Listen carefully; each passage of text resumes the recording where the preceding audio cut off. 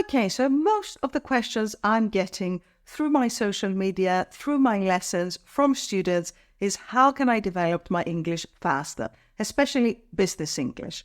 Now, from my many years of experience teaching students from around the world, professionals from many different industries with many different levels of English, there are some key characteristics that I have pinned down that actually help students work faster.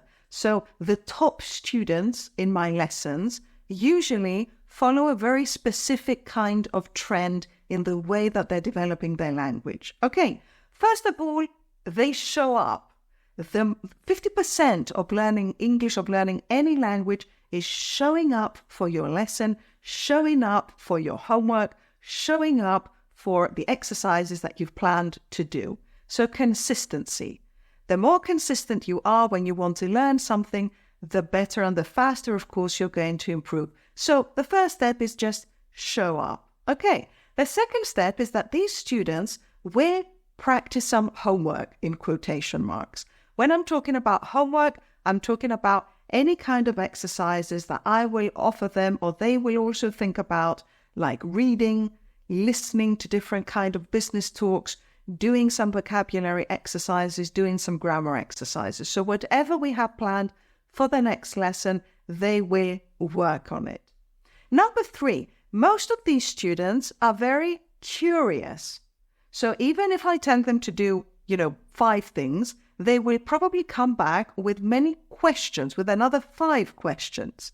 So they might ask me things like, I saw this word in the context that I saw it, I read it in an article, or I listened to a video, but although I understand what it means, I'm not quite sure how to use it, how I would use it, and how I would use it in a business context.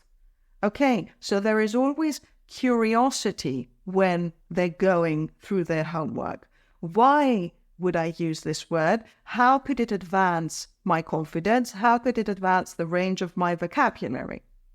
Also, there's curiosity in the corrections I give them. So you corrected this point. Can you please go deeper and explain to me? Because I didn't quite catch why it was corrected.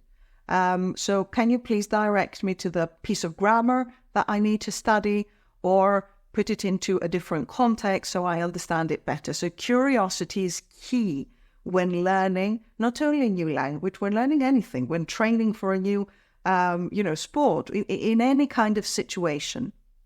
Also, they listen actively. They listen to the feedback I give them, either when they're asking a question or when I'm making a comment on their improvement or on a mistake that they've made. They listen carefully and they take notes, as I've also mentioned in a previous lesson. Very, very important when you're having a lesson or when you're just studying by yourself at home. Take notes.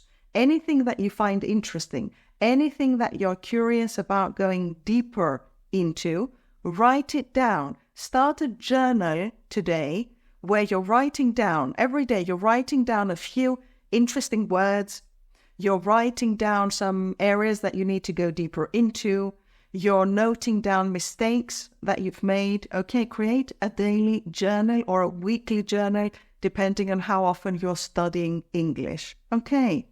And another thing is they'll also try to actively use the language. So my top students will not only come to the lesson and expect that they learn everything here, but they actively participate in conversations at work. So they come to me and they say that, okay, yesterday I was in a meeting, or even I was in the kitchen talking to a colleague and I used that word that we practiced or that expression.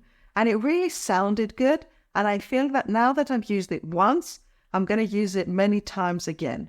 Okay, so they're actively looking for opportunities to use the language that we've practiced together in the lesson. Okay, and number 5, the last thing that I've kind of realized from my top students is that even though they reach a point where you could say that they have an upper intermediate level or even an advanced level of English, they don't give up.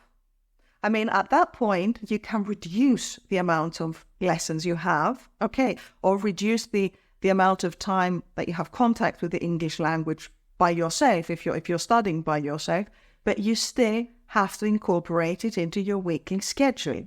You can't expect to learn any kind of language, even if we're talking about programming language, if you don't keep in contact with that language on a weekly basis. So they will come in once a week, even for just a half-hour conversation lesson, okay, to maintain the momentum of what they've learned.